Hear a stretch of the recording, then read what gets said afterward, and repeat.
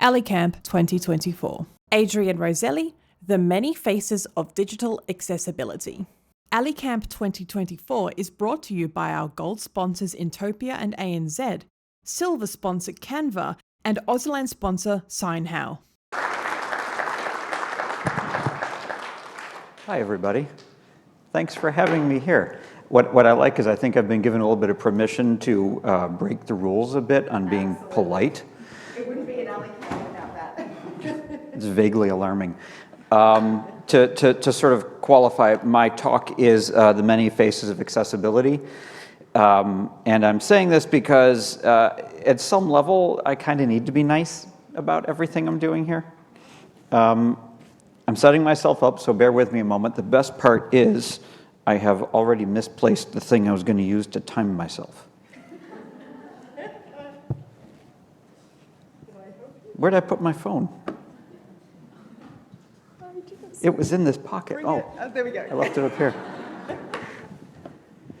I'm going to blame that on sleep deprivation. So also pour myself some water now that I moved my laptop. So fun fact, in a prior life, I did a concert promotion, and I had an artist who insisted that this carafe of water would actually be vodka, and I'm still amazed he finished the show. I mean, really, I wanted to have an ambulance on standby.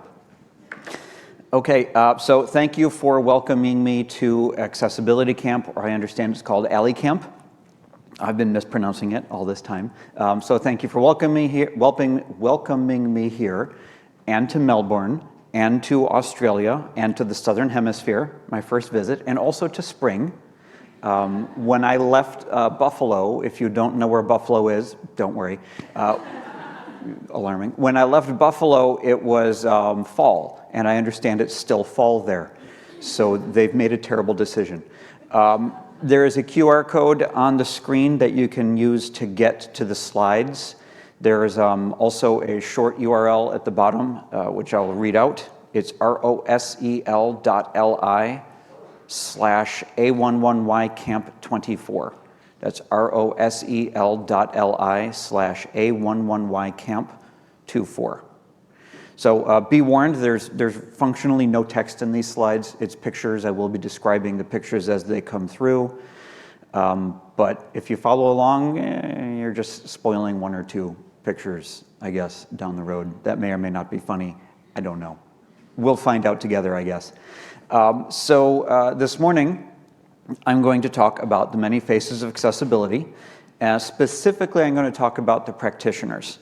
I want to note that the faces are metaphorical because I understand, having come through customs, that not only are they uncomfortable that I brought trail mix with nuts, but I suspect packing a bag full of faces would have probably gotten me stopped at the border. Guys are kind of uptight about, human parts. Am I already going off the rails here? I feel like I am. So the image that I'm showing is a picture I took a few days ago on Hosier Lane. I don't know how to pronounce it. I'm just guessing here, which is not far from here. If you're from Melbourne, you might have seen the lane. If you're from Melbourne, then I don't know if it's normal that about 4 hours after I took this picture, it was already partially covered. But what it shows is cartoon animal heads, and they are meant to represent the K-pop band Stray Kids, which I've never heard of because I'm old. The faces here are also metaphorical. Otherwise, we might have more challenges in this industry than I thought. But I do appreciate their very friendly animal faces. Makes me almost want to listen to the music. So I want to qualify that by no means anything that I'm going to talk about here is going to jumpstart your career. This talk is not going to open new avenues for you. Sort of think of it like fine art. You can't just draw two ovals and have it magically turn into a beautiful photorealistic owl. All this talk is going to do is basically show you the two ovals, which you might already know. You would have to hire an illustrator if you want to get to the owls, or maybe a career coach or something else if it's a career. What I'm showing on the screen is an old meme of a two-step process to draw an owl, and the first step shows two pencil-drawn ovals, like, oh, hey, this will be easy, here's your first step. And step 2 is the nearly photorealistic pencil sketch of an owl. I think this was popular in some like Art Institute ads in the backs of comic books and magazines when I was a youth, but it's a meme, so I'm counting on people here recognizing it. Anyway, obviously this two-step process is absurd, but people expect presenters to solve lots of problems for them in like a 30-minute talk. And if this was a technical talk, I can almost guarantee I would solve one problem that is not yours. So let's take a quick look at what I think is the generic digital accessibility worker. This won't apply to everyone here for obvious reasons, but it should be familiar maybe to nearly all of you. What I'm showing is a terrible illustration. It's a bare room with a bare wall, a bare floor, and there's an open doorway into another room. And I'm going to use this image for the next few slides as sort of a metaphor for your career arc. This is your opportunity. It's a bare room. It could be anything you want. So here's the same room, but there's a table now, there's a mirror, there's a small potted plant that looks maybe healthy, a picture frame, and in that picture frame is a teenage Steve Faulkner. I don't know how many people here know who Steve Faulkner is, but his hair is massive in that picture. And I still think there's gray in it. I can't understand that. But anyway, he's holding a sign which is mostly irrelevant to the nature of this talk. But look at Steve. He's young and fresh and living in Australia. Anyway, he's worked on the HTML specification, ARIA, WCAG, and some other standards. And he's a friend of mine, and I don't know if he's watching remotely, but if he is, Steve. Anyway, many people enter the digital accessibility field performing audit work, WCAG reviews, essentially. Or at least they're performing some sort of QA work, testing, review at some level. And it's a great place for many people to get started in their career, to get familiar with the fundamentals of accessibility, of WCAG, of conformance, of compliance, of testing, of tooling, of code, of terrible excuses. It's a good way to feel like you're contributing more than just a carbon footprint and digital noise. You're not just hammering out widgets for no good reason. And hopefully you're there to remove some barriers and increase equity on the web or in other digital spaces. We're being hopeful still. Now, if I'm looking at that same room again, the plant is much taller. There's a coffee mug on the table because, well, you have to keep office hours. I'm sorry to say. And there's a photo now of Steve Faulkner. He's a little bit older. He looks happy because he's early in his career and things are going great. I knew that Steve once. So over time, you learn the technologies that you need to know. You learn how some authors can create some mind-bogglingly bad experiences, like stuff you can't even imagine. Like their inventiveness startles you sometimes. And so you start to see some patterns in the code. You recognize that the same mistakes keep happening over and over and over. You find new ways to contribute, though. Maybe you try to limit some of those mistakes. Maybe you get pulled into more projects. Perhaps you grow a team, a small cadre of people that you can count on and rely on to do the work, to help you out, to be sort of your tendrils into the organization. And you can continue this way for quite a while. You could do it maybe for years, maybe decades. Steve. Poor Steve. So here the room is on fire. They're just giant flames. There's billowing smoke. The mug's on its side. The fire's too big for that coffee to have put it out. And frankly, the way you brew it, it might be like jet fuel. There's also a photo of Steve Faulkner at this point in his career arc where he's a little too fixated on the fly of his pajama pants. And he's standing in a conference room. So consummate professional, but you're sort of at that point in your career where everything's on fire, you're losing your mind, and sort of it's a function of you're doing the same work and you're making those same recommendations constantly. You're fighting those same fights, and it just continues and it wears you down. And there are only so many times that you can teach somebody about color contrast. There are only so many tools you can reference. There are only so many ways that you can document all of these things. And there are only so many tweaks you can make to their colors to fix the color contrast. This ongoing theme. There are only so many times you can ask authors to use the tools or read the documentation you put together or, again, paste the colors that you provided.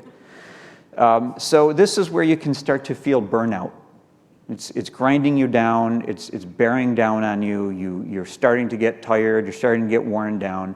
And this is where many practitioners have to make a decision about their careers. Well, they don't have to. Some just simply leave the field. And that is a decision. It's a valid decision. There's not necessarily anything wrong with that. But it's a thing that we have to acknowledge in this industry. We are repeating the same things over and over. And I don't think anybody here necessarily feels that's not the case. By the way, if you've been working in accessibility for a while and there's no repeat of anything you're doing, we should talk.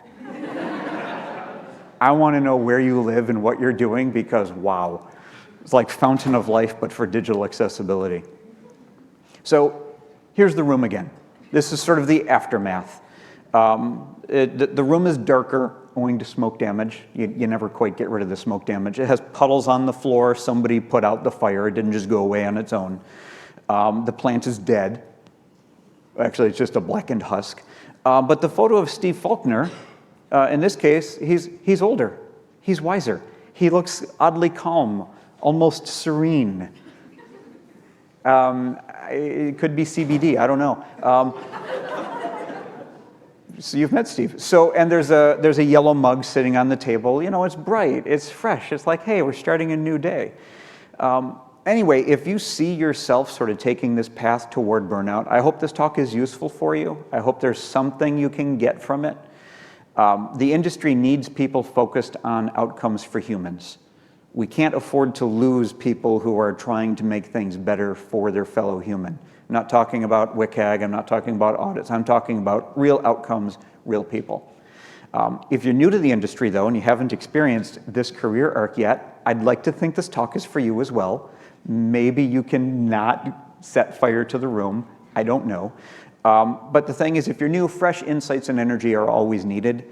And maybe this can help you manage your longer term career goals. It can give you some insights where you want to go and sort of prepare for it. Most of us toil in the WCAG mines, as I like to call them, for some period of time, and it can be tiring, and it can be soul crushing, but there are only so many other things you can do to help. And when I say only so many, there are actually many, many other things you can do to help, even if you never touch another spreadsheet again. The spreadsheet reference, by the way, is for the olds in the audience. Not everybody does audits, WCAG audits with spreadsheets anymore. Good for you if you don't. Also, you're bragging. But I've spent way too many years in spreadsheets tracking stuff that I know nobody will ever read, that they're going to copy paste into a JIRA ticket, where somebody's going to tag it as a usability issue, and then it'll get moved into the eternal backlog. And then someday, a few years later, when I re-engage that client, I'm like, I remember that issue. It was terrible, and you're still doing it. Okay, I don't know if anyone here will recognize this mural. It is local here in Melbourne. Well, you get to hear me drink too. That's awkward. It's painted on the wall opposite Patricia Coffee on Little William Street. Also, I'm discovering that every street has a little version and sometimes a perpendicular lane version. It was really confusing trying to find directions to one street, and I think Collins has 4 versions. Anyway, so what this shows is a squiggly, it's like a squiggly decision tree, almost a decision tree that could also represent neurons, and that might be what the artist intended. The first nexus of connected lines is labeled, I have extended detailed focus. Below that it reads, when I'm overwhelmed, I need less information to rest my brain. Others are labeled, I have invisible barriers, stimming for all, process this in your own time. There's a lot of neat little nuggets in this mural, and I thought, if nothing else, I'm going to work it into this talk, because I think there's some good stuff in here. Also, autism unmasked is one of the other nodes in there. The art is by Prue Stevenson, and I think it speaks to many of the traits and techniques for managing autism, probably because it says autism unmasked. But to drag this back to the talk, what I want to do is sort of run down some of the skills you have picked up as a WCAG tester, which kind of roughly map to this chaos decision experience tree of things you've seen. So to review some of those traits or skills, and I feel like some of you should be comfortable shouting out if I don't touch on yours, but how to spot spurious arguments, recognizing justifications based on personal preferences. No, I don't like that color. The contrast has to change. When someone obfuscates the core issue, like they don't understand what the bug is and they're too focused on the fact that their framework says it should happen this way. Smelling misdirection tactics. You raise one issue and they're like, yeah, but you keep talking about the color. Can't we fix that? Being wary of appeals to authority, the most common being, but Google did it, or Apple did it, or any other logical fallacy sort of associated with that. One of my favorites, having to answer the question in all its ingenuine forms, how many disabled users do we really have? Oh, a groan. I felt that one. Thank you, I needed that actually. There's the ongoing tactic of blaming the web browser. Well, Firefox just sucks. Just tell them to change browser. Or they're blaming the assistive technology. Yeah, they don't really know how to use their tools, do they? I mean, I could figure it out. I know how to use a computer. Let me use their screen reader. Specifically when they blame the screen reader. Well, have you considered screen readers just do it wrong? Based on no experience and no context, screen reader, okay. I'm used to that argument all the time. But then the ultimate fallback is when they just blame users. They just blame all users. Users don't know how to use their computers. Users don't know how to do anything. I'm a perfect example of a user because I'm a developer and I understand how everything works, and if they don't, they're terrible users and we don't want them as customers. They never actually say that last statement, but that's the implication. But then, of course, there's always the practitioner who's trying not to roll their eyes when they are told, AI will fix this in 5 years, so we're okay to leave it for now. And that's, by the way, only I found from many conversations, that's a sidestep over to, well, an overlay will fix it.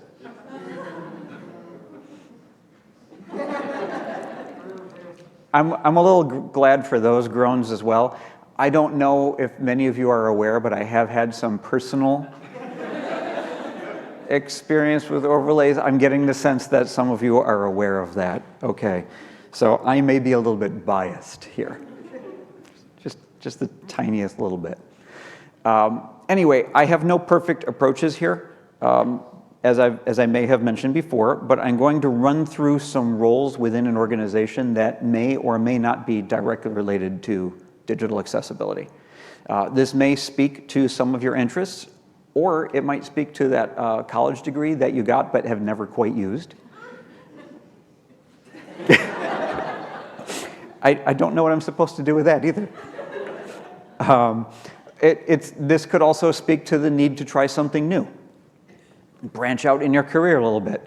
The painting I'm showing in the background is pointillist work by George Seurat from 1885. So this painting, some of you might be familiar with it. It's a sunny day in a park. It's full of men, women, and children, and they're hanging out along the banks of a river. Specifically, it's in Paris. It's the River Seine. Everybody is dressed in 1800s clothing, so Edwardian, and they all look very happy because they're not at work. So I have arrows pointing to essentially random people in this painting. The first one that I'm pointing to is the researcher. Now, many organizations recognize the value in shifting left. They typically don't shift far enough left, in my opinion, though. They tend to stop at design. Let's focus on accessibility in the design phase. I think this is an opportunity as a researcher to shift even further left. Research allows you to gather insights that many teams are lacking. Ideally, this is the kind of stuff you feed into requirements analysis or discovery process. Researchers don't need to do dedicated accessibility research, though. And when I say accessibility, I do it with quotes because that does cause some stakeholders to panic. So whether you're doing quantitative or qualitative research, you can help you can help uncover the underlying user motivations that a designer might not have access to discover on their own. You might also help reveal which pattern or design might work best. But with the background of accessibility testing or reviews that you've already got, because you're maybe mid-burnout and doing this pivot, you can bring a lot more to this role as a researcher. You can ensure users with disabilities are recruited for studies, for example. Don't just run a study with generic users, but instead incorporate disabled users into every study that you can, at least some minimum representation. You can identify more readily where users may get stuck or stumble. You can confirm that the testing process and the tools themselves don't present barriers to participation. For example, you can't necessarily do a Figma prototype test with a screen reader user over Zoom. Because the technologies do not communicate that way. These are the kinds of things that you can help set up and prevent from going wrong early on in the process. So you can still have good impact with that experience. Copywriter, another role you might pivot to, especially if you have that English degree that has been underutilized, which I find is a thing amongst my friends. Copywriters come in many flavors, though, so I'm artificially slimming them down for this talk, as I'm doing for all of these roles. The absolute simplest thing a copywriter can do, if nothing else, is help ensure that there's never another click here or read more.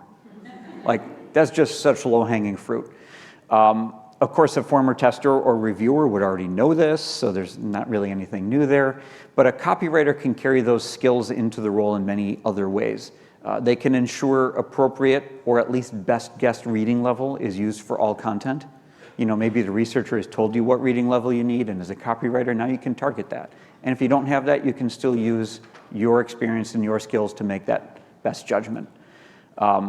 You can make sure that marketing content better addresses the goals and outcomes for users. So you're not necessarily just trying to sell them the widget or the weird sandwich, but tell them where to get it, why it's a good sandwich, what that widget's going to do for them. Instructional content can become a lot clearer. It can be more direct.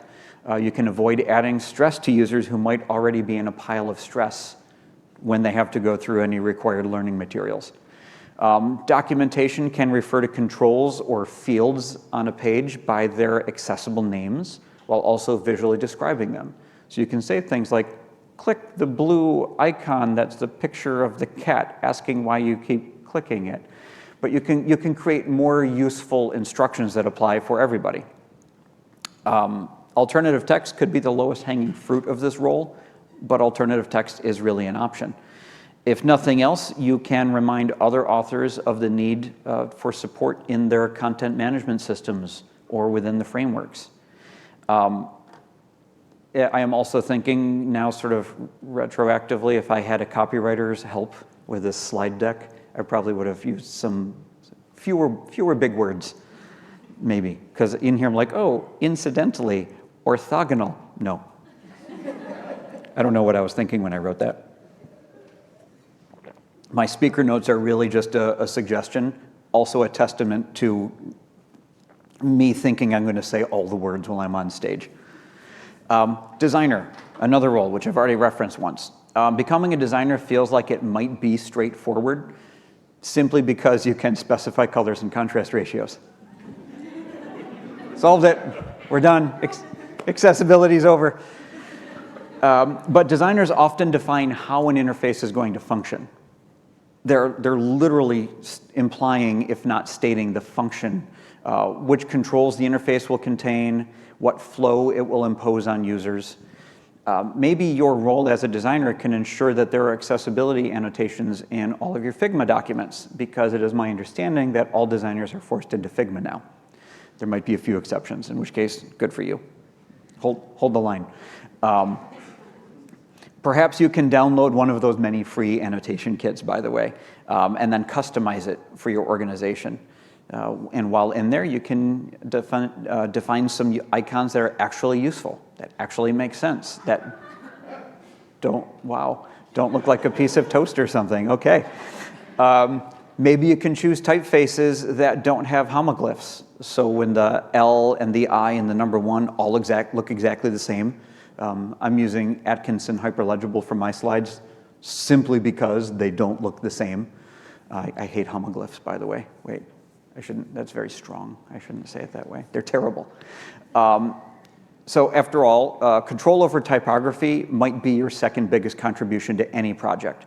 Don't underestimate the value in typography, after contrast, of course. But only because the broader web and software world seems offended at good typography and fat fonts and good contrast.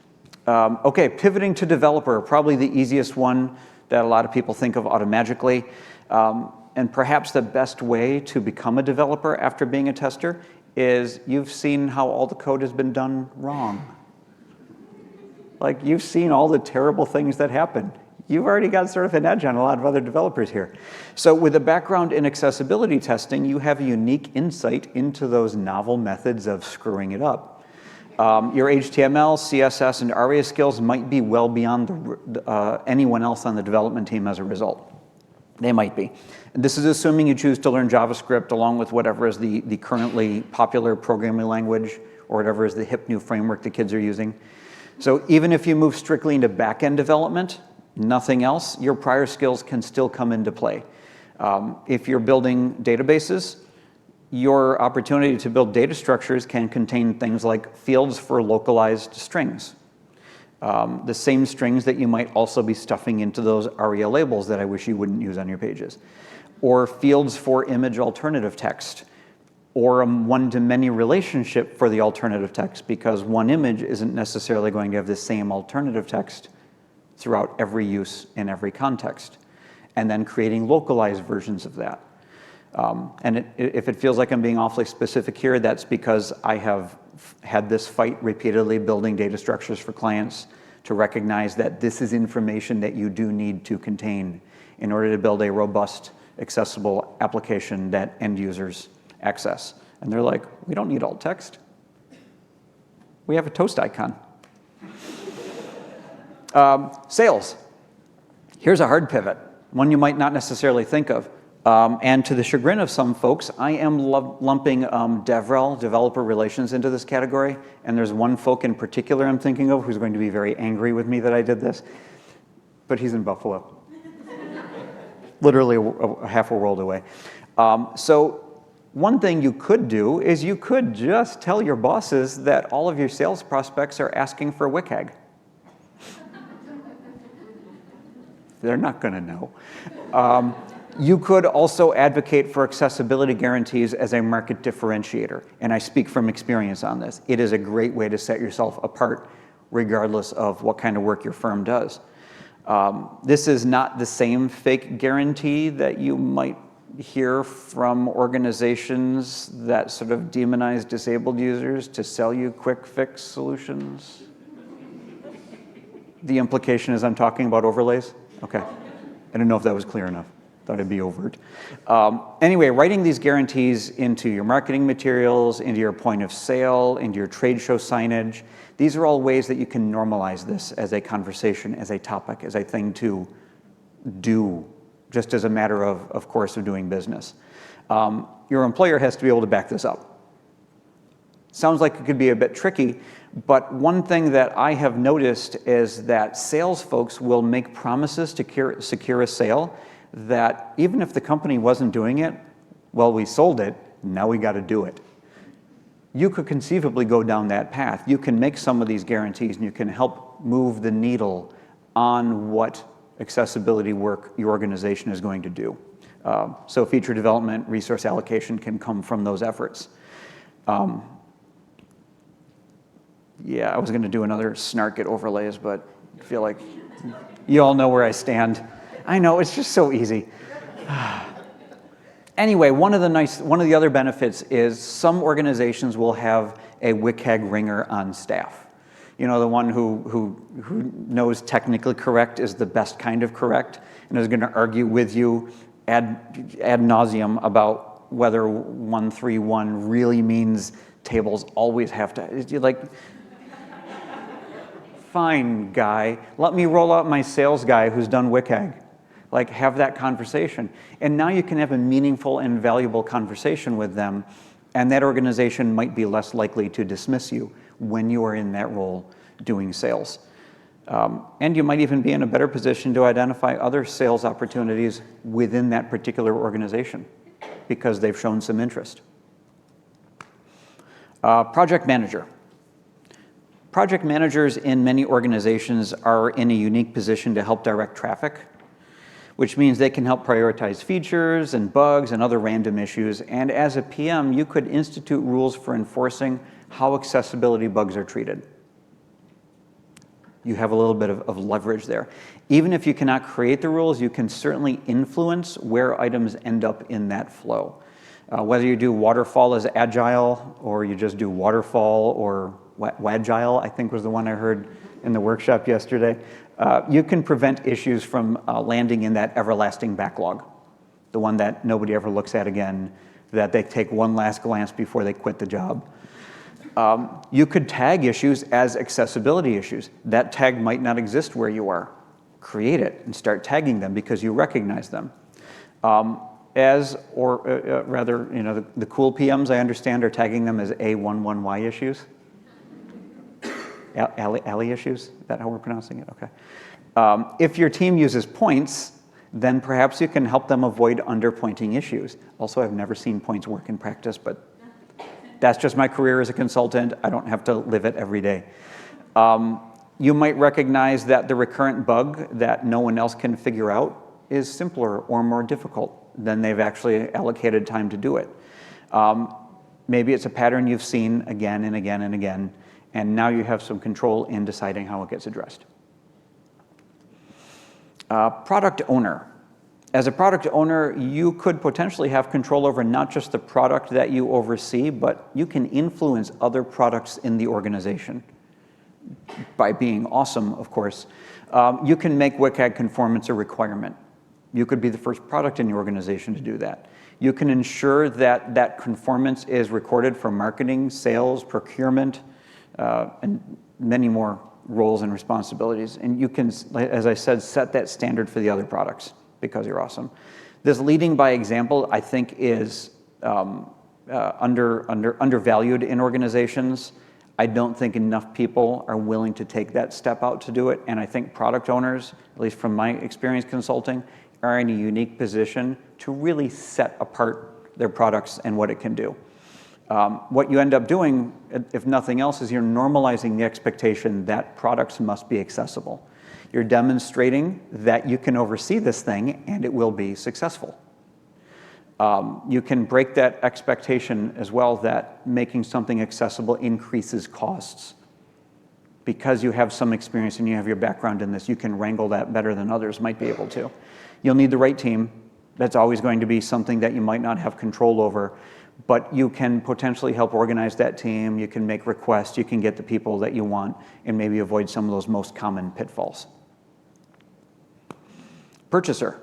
Whether you're a purchaser, a buyer, procurement, whatever the role is called, if your task broadly is to select vendors or products to purchase, then this would be your potential role.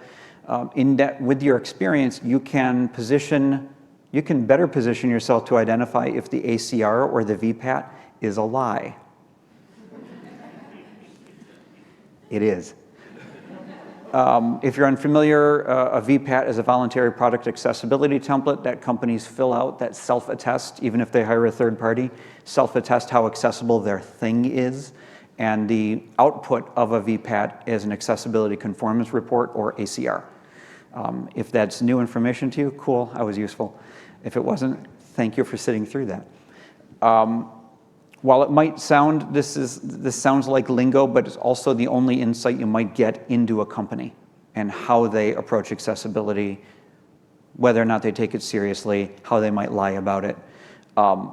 This gets a little bit trickier for open source tools, but you can use your experience to wade into things like the GitHub repos. You can take a look if issues get closed how they're addressed, how long it takes for them to have anybody even touch them. You might be able to ensure that you don't purchase something that lets accessibility bugs languish for years, like a huge signifier right there. You can also build accessibility requirements into your procurement process, VPAT or GTFO. I mean, that's a thing I have heard from a couple government purchasers.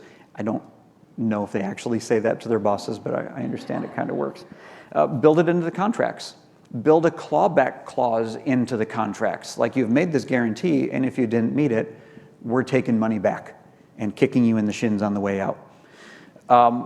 Sometimes just asking the question of the vendor might be enough to put them on notice that this is something that concerns you, that this is something you're asking other vendors about. That now, think about that sales role I mentioned. They might say, oh, this sales guy in our organization has been talking about VPATs, and now we have a prospect who's asking about accessibility. Maybe we should talk to them.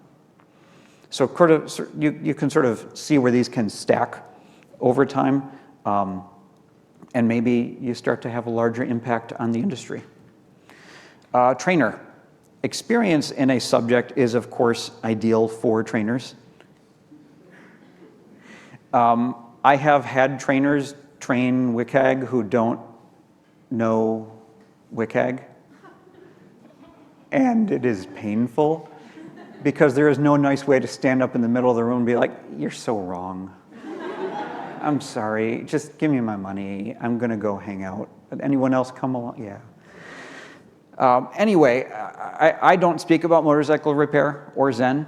I have no experience in either of those. This is a good thing.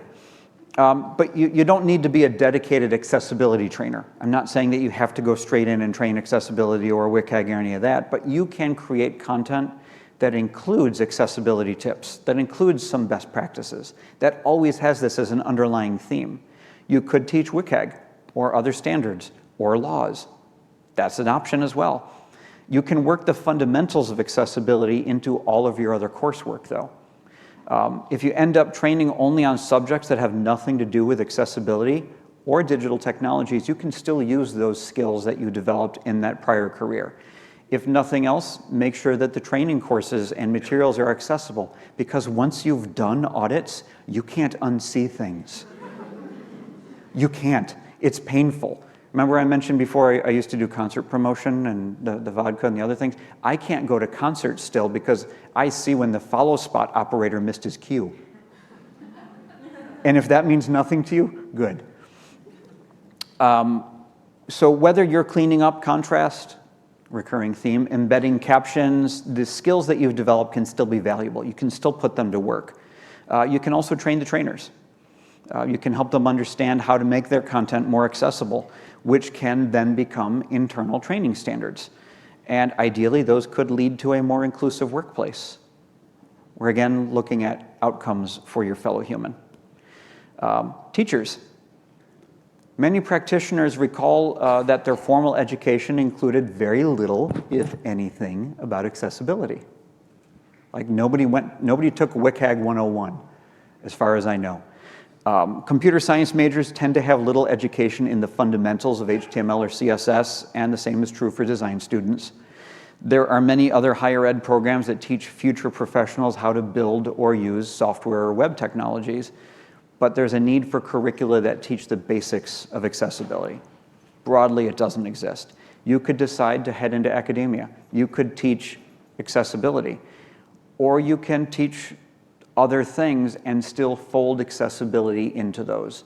You could teach JavaScript, and hey, by the way, here's how this thing will perform in a screen reader, or here's what that HTML output could look like.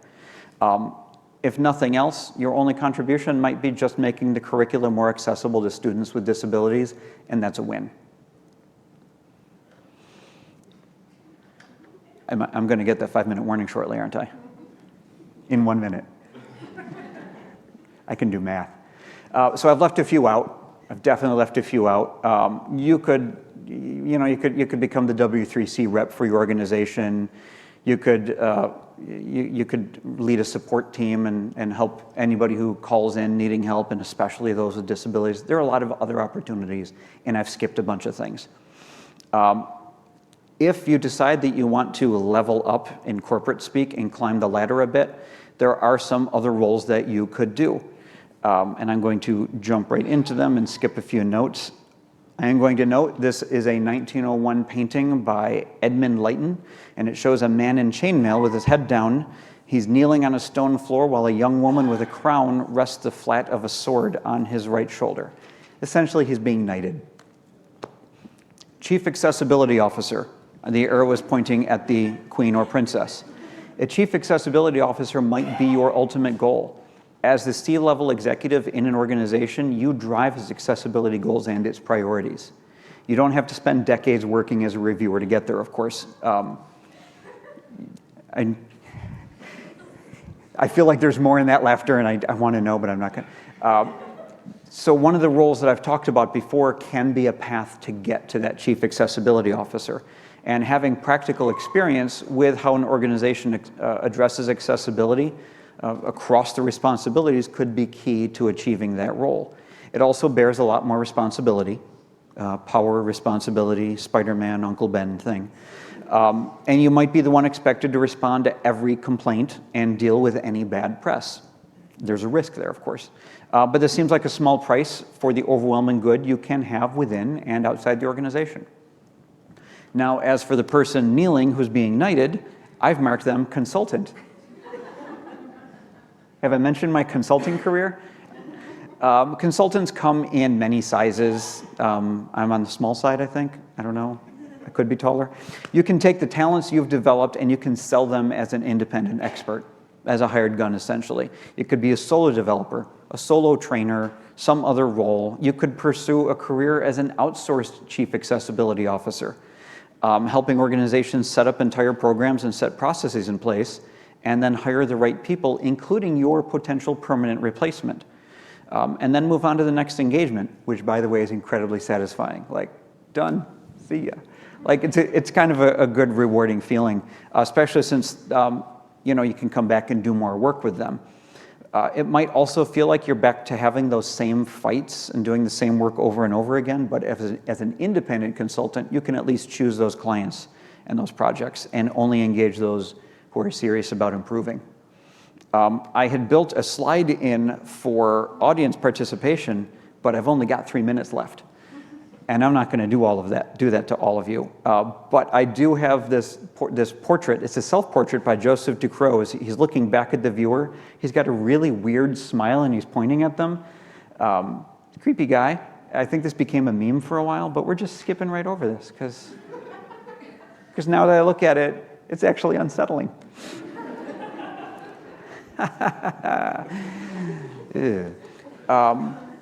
So this is my closing slide. This image is looking down a dead-end alley, and it's near Hosier Lane. Hosier? Did anybody correct me on that?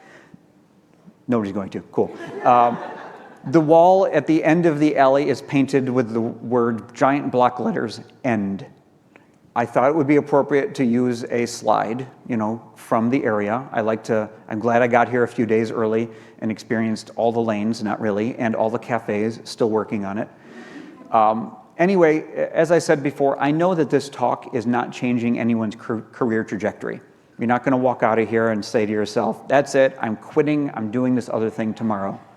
If you did that, I would actually feel terrible because, there's a paycheck that you're walking away from. What I'm hoping, though, is that as I've been talking through these, you're thinking about the ways I am wrong. Not all the things I'm saying are right. Not all of them are a right fit. Not all the roles I'm talking about necessarily do the things I've outlined. But if you're thinking about the ways I'm wrong, maybe there's something there. Maybe there's a thread you can tug. Some kind of role or responsibility you're more willing to jump into. Think of all the things that you would do instead of what I suggested.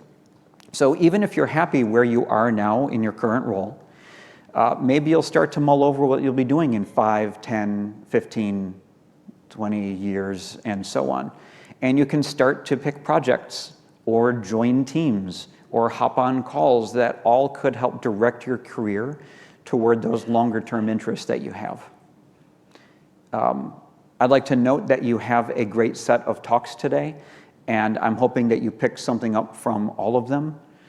What I'm going to do is I want to run through them because I think that there's value in all of these talks, and as you're pursuing your career, that next step, that thing you want to do going forward, I think that each of these has something useful for you. Maya Miller will be showing even more faces of accessibility after the tea break, probably more than I touch on here. Charlie Parker, who I finally met in real life, is going to go far deeper into design than I even bothered to scratch the surface of here. I'm going to start messing up names soon. Ali Tutkalak is going to discuss stress cases that I only casually referenced here, or barely even touched on here. Michelle Chu and Nick Stathakis will look beyond the web. They're going to look at television. You don't need to stay with web. You could go into television. Well, I mean, I can't go into television. I've got a face for radio, I was told. Greg Elchin will take a broader view of disability than of digital accessibility than I did in this talk. Donna Spencer is going to go deeply into light and dark modes, which is going to blend design and development, which I always like, because they're always interconnected. Sarah Fetterman will take a start to finish look at accounting for screen readers, which I'm a fan of because I am not a dedicated screen reader user, but boy, do I misuse them all the time. Bo Vass will demonstrate the value of humans over strict automation. I've been talking about humans and outcomes for humans, so that makes me very happy. Juanita George, who's come all the way from America, I understand, and is waving at me because she's being polite, is going to go far deeper into procurement than I even tried. I kept checking to see if she was shaking her head at what I said, and stony-faced. Just spectacular, well done. Didn't make me nervous at all, not in the slightest. Allison Ravenhall, who I only just met yesterday, also will give us insights from her research efforts. Donna Purcell will close the day by looking less at the job role and more at the employment landscape, which I think is kind of a nice wrap to a lot of the things that I've been talking about here. All of these talks, in my opinion, are worth attending, even if you think that they might not apply to your job today, what you're doing today, but every one of them could potentially inform your job for tomorrow. So I'm confident you will learn a few things you can use in your current or future role. I'm looking forward to learning some stuff that maybe I didn't consider, and also discovering through these talks where I was unintentionally wrong in my slides, because that's also how I learn. And I sense Sarah is over my shoulder, which tells me I am probably at time. I'm over by 2 minutes. I'm terrible. So thank you, everybody. I hope you enjoy the rest of your day. I'm done. Ali Camp 2024.